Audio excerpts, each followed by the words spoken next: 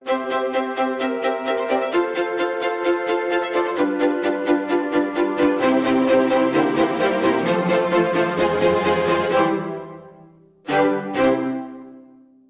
suis Audrey Valentin, je suis maîtresse de conférences à l'Université Sorbonne Paris-Nord.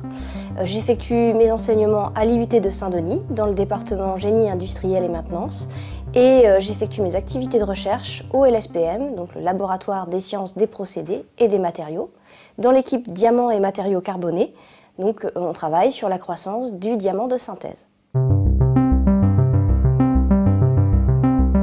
Je suis franc-comtoise. Je suis née à Belfort, donc dans une petite cité HLM.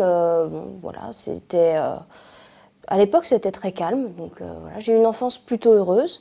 Alors je suis fille unique, ma mère ayant des problèmes de santé, elle n'a pas pu en avoir d'autres. Donc j'ai eu la chance d'avoir des parents qui étaient très disponibles pour moi.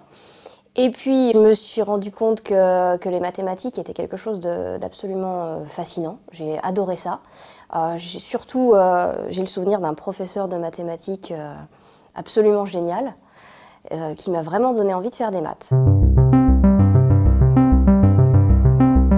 Les 2 premières années, j'ai fait une prépa en Franche-Comté, à Besançon.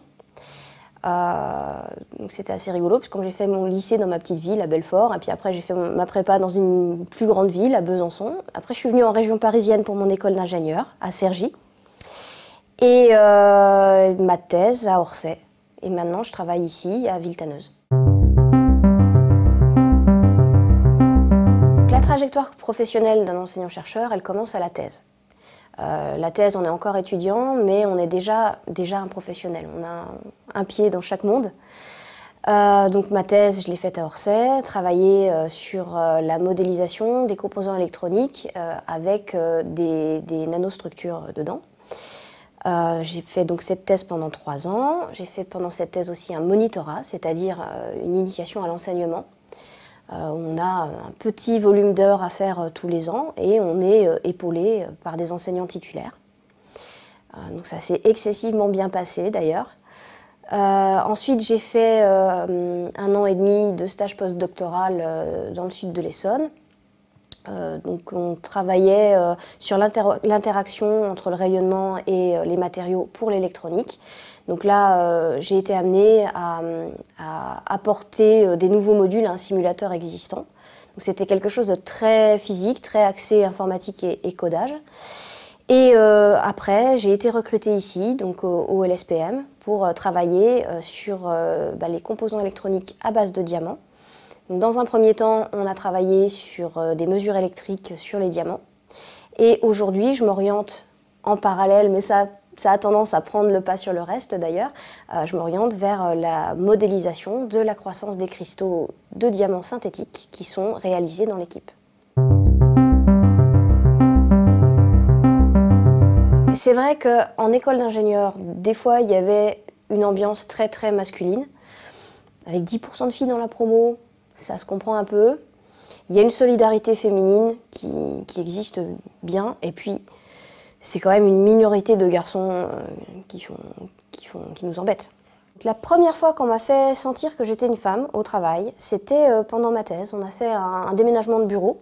Et bon, derrière les bureaux qu'on avait retirés, il y avait un tas de poussière. Donc, on est allé chercher un balai. Et il y en a un qui m'a tendu le balai en disant « Vas-y, t'es une femme, c'est à toi de passer le balai. » Ça a choqué absolument tout le monde, ça m'a choqué aussi. J'ai dû me lancer un regard très noir, qui n'a plus jamais recommencé. Moi, quelque part, ça m'a fait plaisir de voir qu'il y avait le soutien d'absolument tout le monde, que personne ne trouvait ça normal. C'était sans doute juste une tentative d'humour, mais voilà, pour moi, c'était la première fois, vraiment, au niveau professionnel, en tout cas, on me faisait sentir qu'il y avait peut-être, pour certaines personnes, une différence du fait que je suis une femme.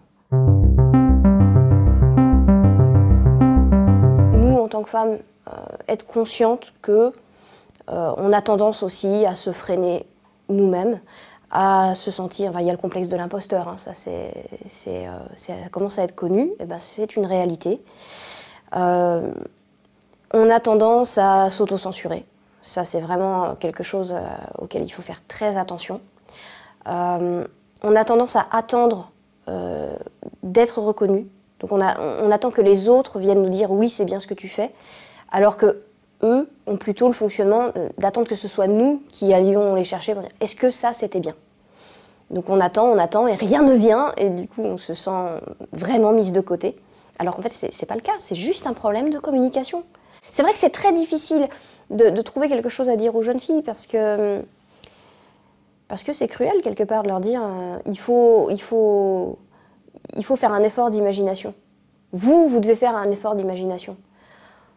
Non, c'est dommage. Enfin, c'est aussi à nous de faire un effort, de nous montrer, qu'on est là et que c'est possible. Donc c'est pour ça que je suis là aujourd'hui d'ailleurs, vous aussi. Parce que c'est du gâchis ce qui se passe. Les jeunes filles qui s'autocensurent parce qu'elles s'imaginent qu'en physique, c'est pas leur place, parce que leur place est dans un métier où elles vont prendre soin des autres. C'est un gâchis de talent terrible. Des filles qui se mettent des bâtons dans les roues toutes seules. Mais c'est cool les cristaux, franchement. Regardez comme c'est joli, des petites formes comme ça. Là, voilà, on fait des dessins avec des couleurs.